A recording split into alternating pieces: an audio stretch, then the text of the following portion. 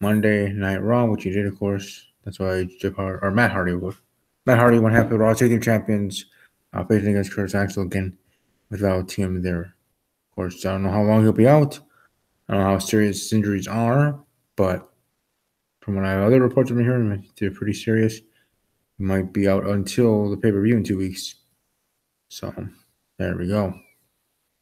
The other news, having to Ruby Riott. WWE has announced also that Ruby Riott has suffered a left knee injury this past weekend and will be getting an MRI, or did get an MRI today to see the full extent of her injuries. No word yet on the extent of those injuries. Check back later. Okay. But certainly going to be interesting to see how long she'll be out. Hopefully not too long. I have enjoyed her, and I really wish that, and not just me, others have said this too. They really enjoyed, or would have enjoyed, and would have thought it would be best to have Ruby Riott or someone of the new group of gals together on the roster, be part of that women's Money in the Bank ladder match. Didn't, but been great. Shayna Baszler was backstage. She opened up the competition, having an interview on WWE.com exclusive there, talking about that. Wasn't there a debut or anything like that on the main roster. No call up. Just a visit. Just visiting. Raw kicks off with the show confronting Roman Reigns for interfering last week in their business. Drew McIntyre and Dolph Ziggler being the show. Not the show being Big Show, but tag team with Dolph Ziggler and Drew McIntyre. Seth Rollins coming to the save. Rollins and Reigns there, same call.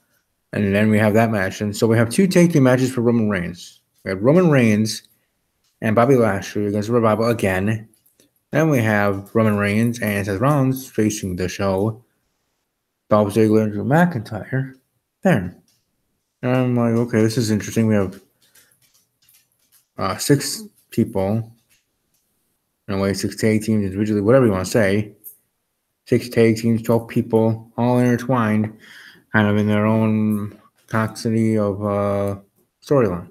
I'm not saying it's a terrible thing, it's an interesting thing, I would say, for sure.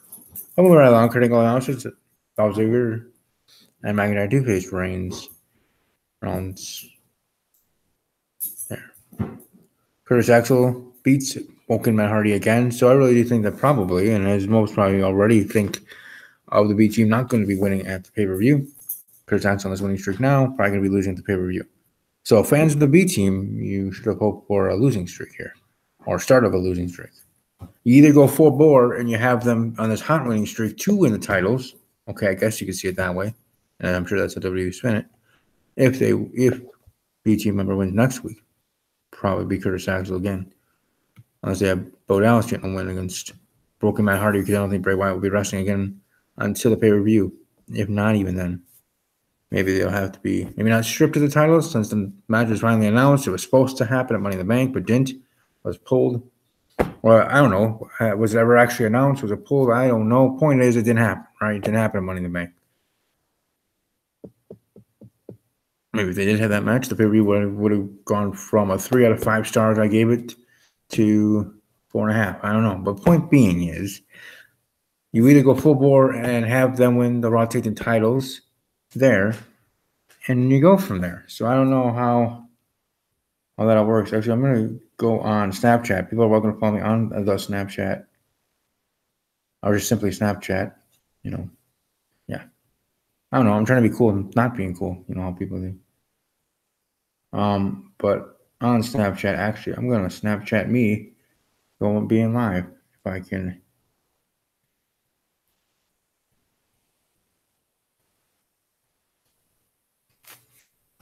All right. Anyways, yeah. So it would behoove you to have Bo Dallas and Curtis Axel win something.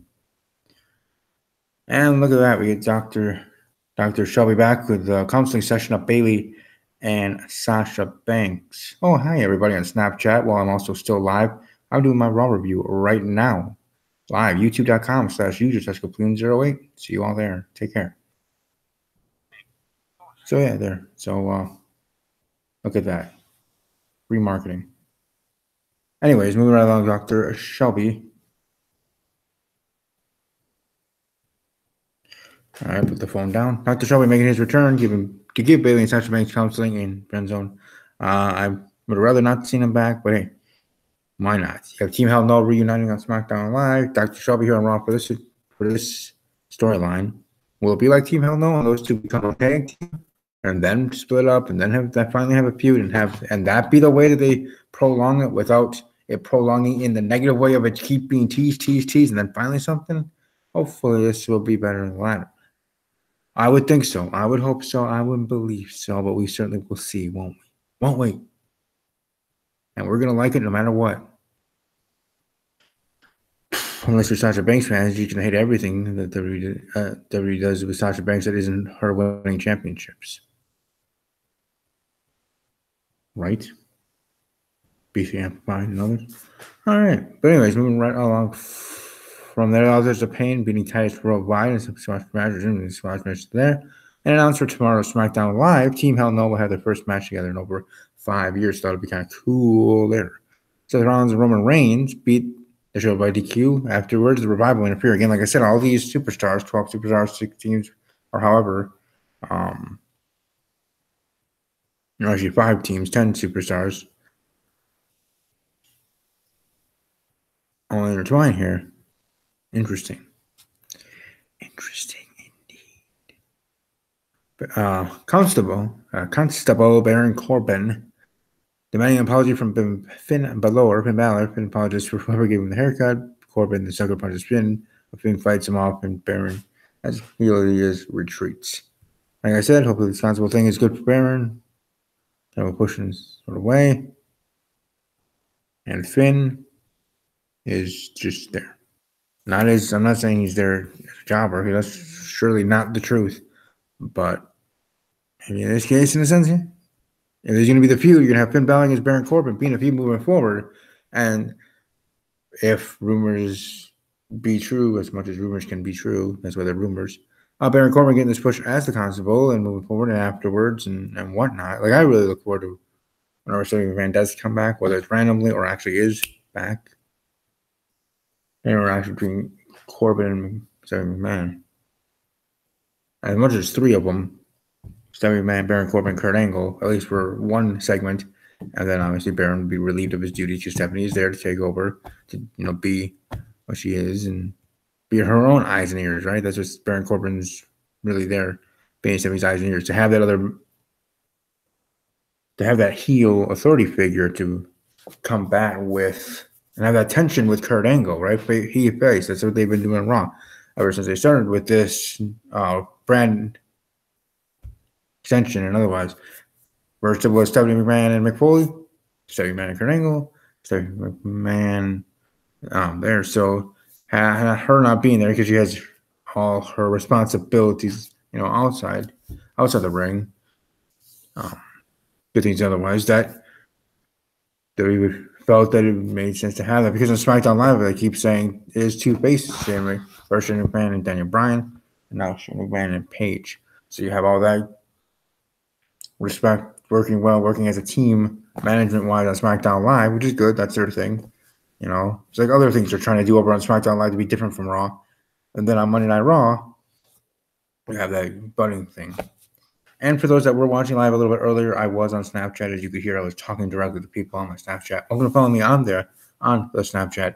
On Snapchat at StevieK_06. Just wanted to share that and plug that in case you were watching. And for those watching here on the YouTube and didn't see my camera in frame, that's what I was doing, saying hello to people there. Like I said, free marketing in that sense. Anyways, moving right along. Ember Moon defeats Liv Morgan. Liv Morgan, though, having a showing, especially selling Ember's finisher there. Our finisher there called the Eclipse.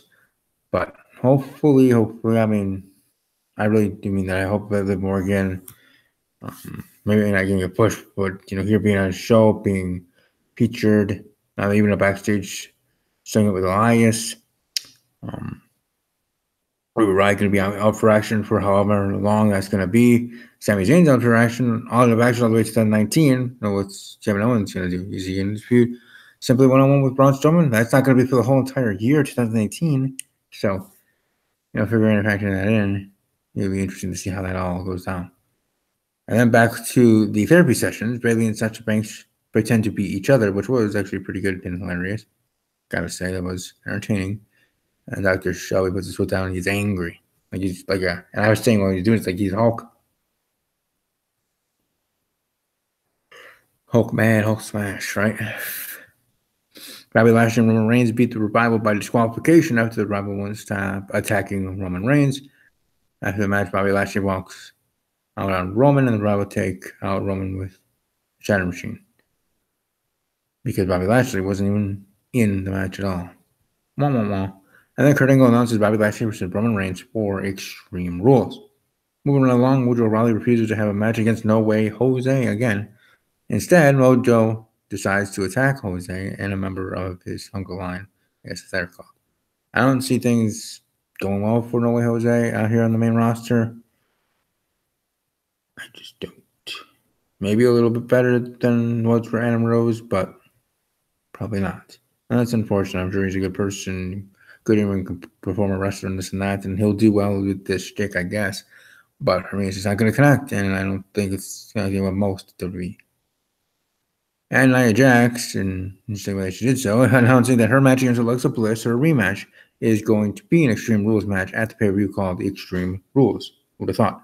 So that wasn't really a big shocker, but it certainly was interesting, and it makes sense. You want to finally finish this feud between the two and move right along. Probably with Bliss still being the champion and going from there. We'll see. And Nia Jax does defeat Mickie James in one-on-one action, and Braun Strowman defeats Kevin Owens in their main event match by countouts. And then Strowman takes KO out Porter Potty, and pushing that off the stage. Not too much of a fall, of course, because obviously, but still trying to make it as devastating as it can be with his running stride and all, and just the impact there. But either way, I would say Raw being a pretty good show, pretty good. I'm looking forward to tomorrow nights for SmackDown Live, for sure. But as I always do for these Raw and SmackDown reviews, they're quick, precise, to the point, talking about each and every segment, or at least 90% of the show, and my thoughts on the show. And then on Thursday, whether it's myself or with my team, however, I try to go a little bit more in depth, or we talk about other things, or whatever. It is the ramble, so you're just going to ramble. But either way, you guys enjoyed. And I hope you all have a great rest of your evening. I'll be back here tomorrow night for a SmackDown Live review after the show ends at 9 p.m. Central, 10 p.m. Eastern. Should be not too long ago after the show does end on USA Network. What bid you all do? Enjoy the rest of your evening. Enjoy the weather in your area. And above all else, as always, take care.